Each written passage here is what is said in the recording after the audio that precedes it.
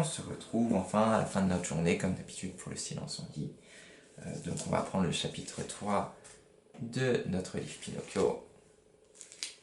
Hop, on l'ouvre. Et je vais vous raconter les 2 premiers paragraphes, voire peut-être 3. Voilà. Si vous êtes sage, parce que le chapitre est un peu plus long que d'habitude. Ouais. Allez, c'est parti. Geppetto, de retour à la maison, commence immédiatement son pantin. Il le nomme Pinocchio. Les premières friponneries de Pinocchio. La demeure de Geppetto se composait d'une première pièce au rez-de-chaussée.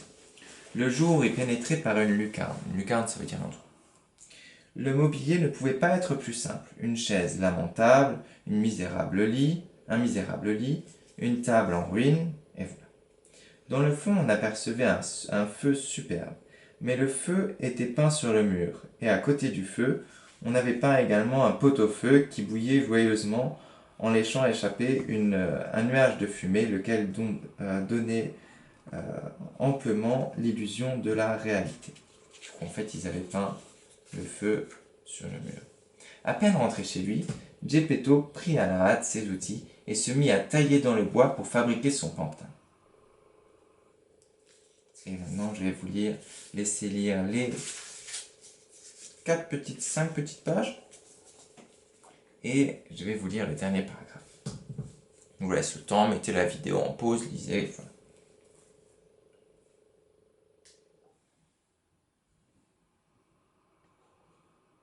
Okay. Alors, on y va. En somme, on en dit tant et on en fit tant que le sergent de ville remit en liberté Pinocchio et conduisit au poste l'infortuné Geppetto qui, ne trouvant pas de parole pour se défendre, pleurait comme un jeune veau et à la pensée de la prison balbutiait en sanglotant. Scélérat d'enfant. Je rappelle juste que le sergent de ville, c'est le gendarme, le policier. Scélérat d'enfant, et dire que j'ai tant peiné pour faire ce beau pantin. Mais j'aurais dû prévoir ce qui m'arrive. Quant à la suite de cette histoire, elle est si étrange qu'on pourrait n'y pas croire. C'est de l'ancien français.